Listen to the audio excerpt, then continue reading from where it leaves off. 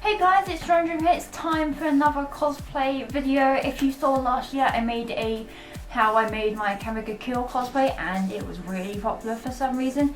So I decided I'm going to do another one this year. I did actually try to make an Elizabeth one because I have actually made Elizabeth, but I unfortunately didn't film much. So this time I'm going to film like crazy and actually do an instructional video on how I'm making Krul from start to the end, because it's a really popular series and you know, it might actually be useful for me to explain how I made my costume instead of just going, this is what I'm going to make, this is the final product type thing, which is what I did last time.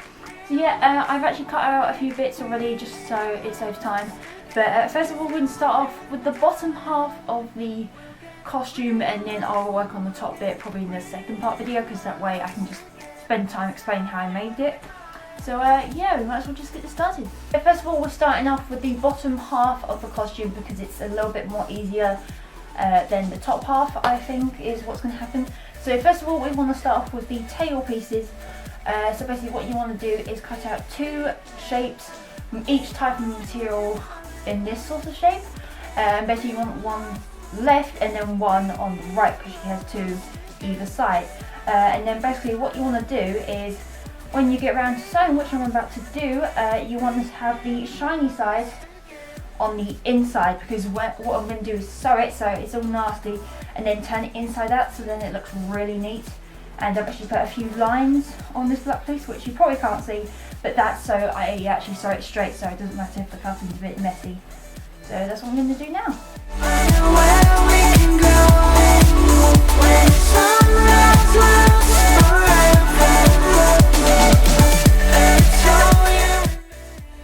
So here we have it. This is what the first one looks like. Basically you want to do the same for the second one, make sure it's the opposite direction. So basically the diagonal piece is on this left side and then the straight bit is on the right side, because basically this is the right side for me. And yeah, looks really, really neat so far. And then we'll tidy up the ends once we've attached it to a belt or something. I still actually need to figure that out, but so before we continue, I should probably point out that I did actually make a skirt after making the cape, and unfortunately by the end of the night I decided I didn't like how it looked, so I literally ripped it apart and remade it. For this piece I'm actually going to do the same. I've got another black strip, but with this one I've actually got this from the pound shop. It's a bra extender. Now you can get different sizes, but I just went for the smallest one because I didn't know how big I was going to need it. But basically I'm going to put one piece on one side, one piece on the other, and then attach each side, because it's going to actually go underneath the skirt. If you look at this GIF, which I'm going to put right here, or a GIF, whatever you want to call it, you can see that that thing over there is actually underneath the skirt, where a lot of cosplayers, they do it the other way around, when really if you're doing this to make it exact, it's actually the wrong way around. So yeah, I'm going to quickly do that now and show you what it looks like after.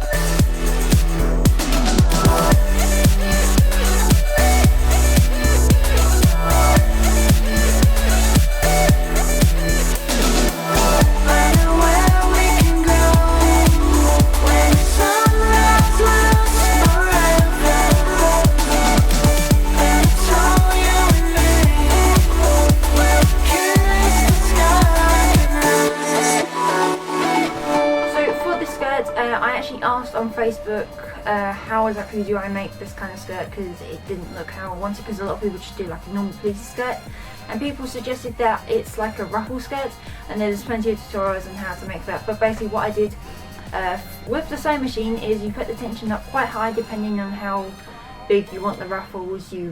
Depends how high you put the tension, and then you put the stitch length to the highest it can go. And basically I liked how it looked, but it wasn't quite exactly how I wanted it. It had the little ruffles, but it didn't have the big sort of flowy bits. It was actually combined the two techniques that I tried out, which is the pleated technique and the ruffle technique, which you'll see right here. So basically I just did the ruffle sewing, and then every so often I just did a pleat, and it ended up looking a bit like this. So yeah, basically what I did was do what I said on two strips of fabric. I did it on the white one and on the black one. And then what I did was attach it to this black piece of fabric, so it was long enough and hopefully the white covers it enough. And then what I did was just have a black strip of fabric and just fold it over. So it looks nice and neat, and unfortunately the inside you can actually see all the ruffles, but it's hopefully not going to throw too much. But if you are worried about this, and I probably will get around to doing it, I'm just going to put a strip along here so it keeps it all nice and secure, and you don't have any pieces of thread hanging off like I have right here. Yeah, hopefully this made sense.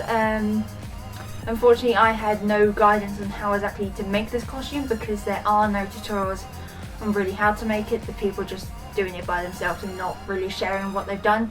So yeah, hopefully if you're making a cool costume, hopefully this is kind of useful for you, because like I said, I had no guidance. And so yeah, I'm actually doing this video in 2 parts. So this first part was all about the bottom half, and then the second half is going to be about the top and the arm sleeves, which I actually need to get around to figuring out how to make them and actually making them. So I'm not sure when I'm going to upload that video, but hopefully you enjoyed this one, and I'll see you in the next one.